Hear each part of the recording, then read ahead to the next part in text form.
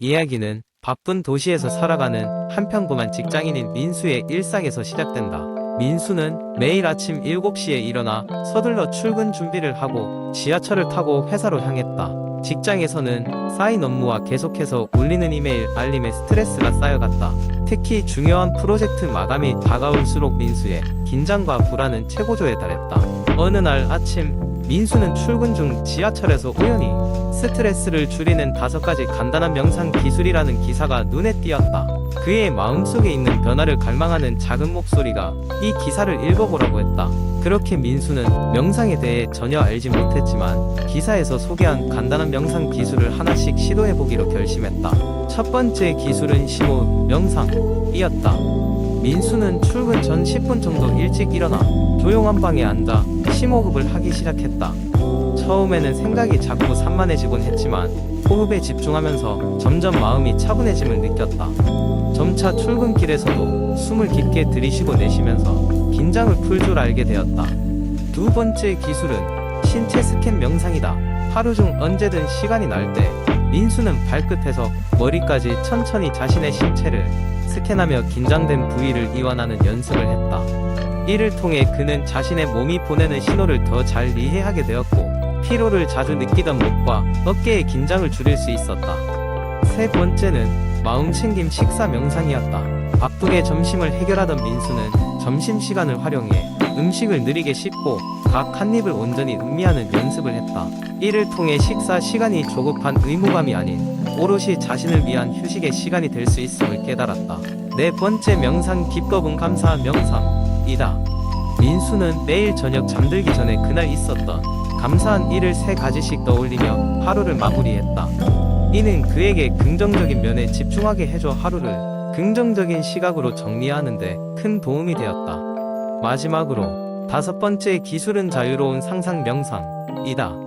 민수는 눈을 감고 자신이 가장 가고 싶은 장소를 상상하며 그곳의 소리, 냄새, 감각을 떠올리는 연습을 했다. 이를 통해 언제 어디서든 간단히 생각만으로도 스트레스에서 잠시 벗어날 수 있는 휴식처를 얻은 느낌이었다. 이 기술들을 일상 속에서 천천히 적용해 가면서 민수의 스트레스 수준은 눈에 띄게 감소했다. 그는 이제 더 이상 스트레스에 압도당하지 않고 그 순간을 지나쳐 더 나은 하루를 만들어 나갈 수 있는 능력을 갖추게 되었다. 결국 민수는 명상이라는 쉬운 방법으로 삶의 질을 높이고 평화로운 마음가짐을 유지하는 법을 배우게 되었다. 이 작은 변화가 그의 삶 전체에 얼마나 큰 영향을 미치는지를 알아차리고 그는 이러한 명상 기술을 앞으로도 꾸준히 실천하며 더 많은 사람들이 이를 통해 도움을 받기를 희망하게 되었다. 두 번째 이야기, 오늘날 현대 사회에서 건강은 많은 이들의 주요 관심사 중 하나입니다.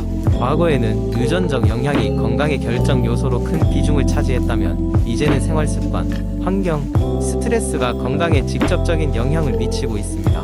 따라서 건강검진은 더 이상 선택이 아니라 필수로 자리 잡았습니다.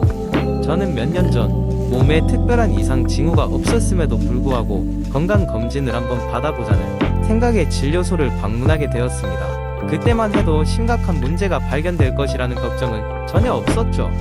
직원의 안내에 따라 필요한 정보를 작성하고 각종 검사를 진행했습니다.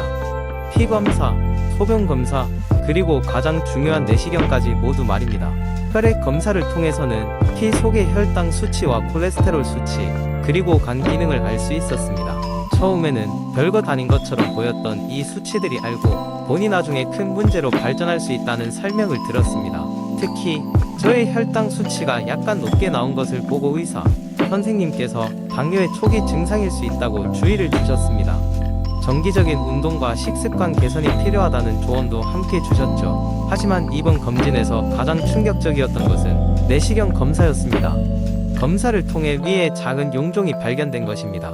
건강한 사람들에게서도 가끔 나타날 수 있는 일반적인 것이라고 하지만 치료가 필요한 경우도 있다는 소식을 들었을 때 깜짝 놀랐습니다.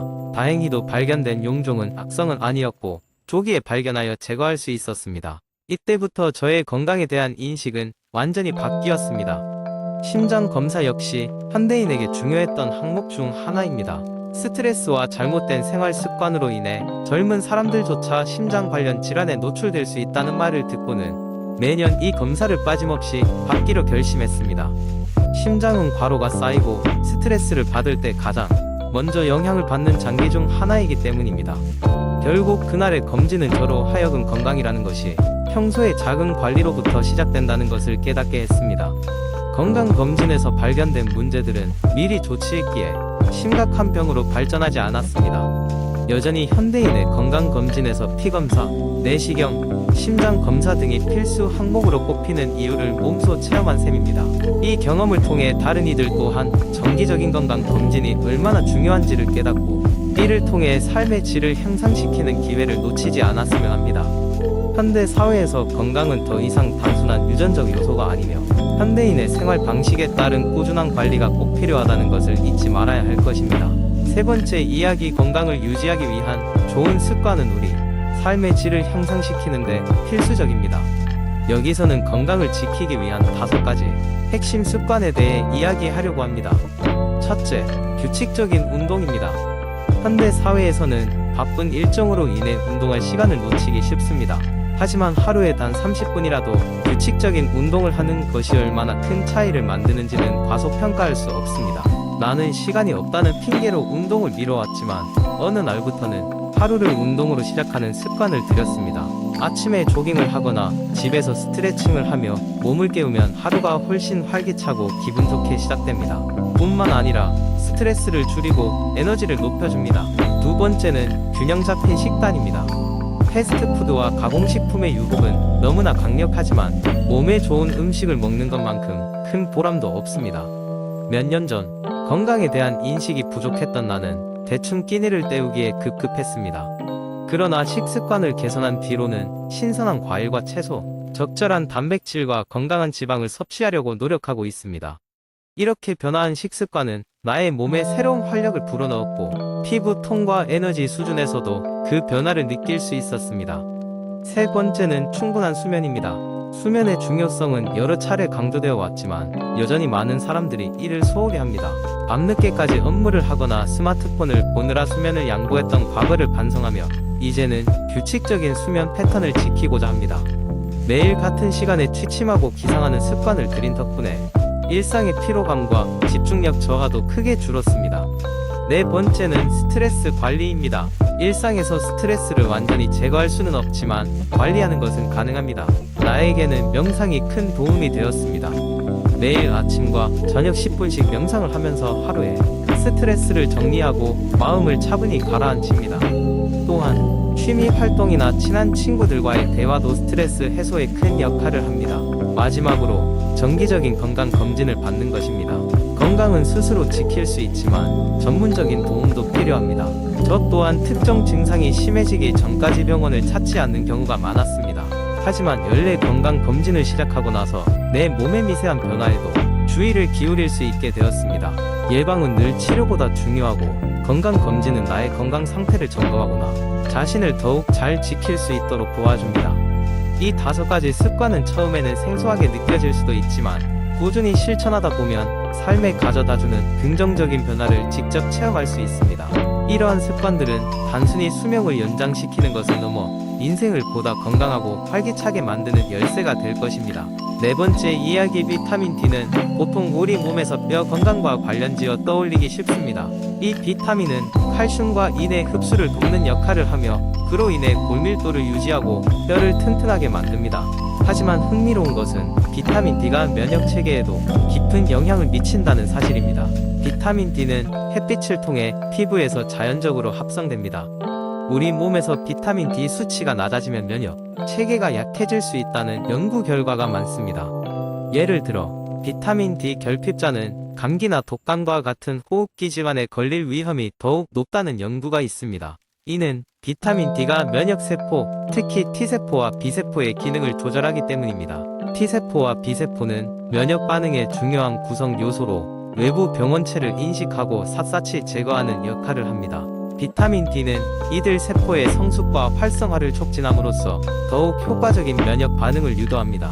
비타민 D가 부족할 경우 이들 면역 세포의 기능이 저하되어 병원체에 대한 반응이 늦어질 수 있습니다.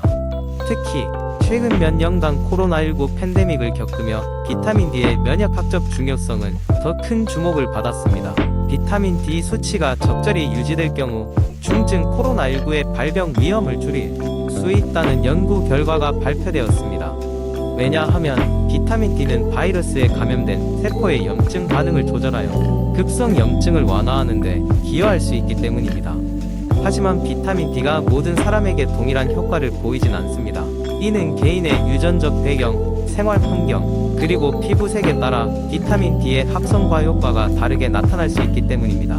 따라서 비타민 D를 보충할 때는 전문가와 상의하여 개인 맞춤형 계획을 세우는 것이 중요합니다. 그 외에도 비타민 D는 조절 T세포의 활성화를 통해 자가 면역 질환의 발병 위험을 줄일 수 있습니다. 비타민 D의 충분한 수치는 다발성 경화증, 류머티즘 관절염 등과 같은 자가 면역 질환의 발병률을 낮출 수 있다는 연구도 있습니다. 결론적으로 비타민 D는 단순한 뼈 건강 이상으로 전체적인 면역 체계의 균형을 잡아주는 중요한 역할을 합니다. 현대 사회에서 많은 사람들이 실내에서 대부분의 시간을 보내기 때문에 비타민 D 결핍이 흔해지고 있습니다. 그러므로 의도적으로 비타민 D 섭취를 관리하고 충분한 햇빛을 받도록 신경 쓰는 것이 중요합니다. 특히 면역력이 중요한 모든 시기에 비타민 D의 중요성을 기억해야 할 것입니다.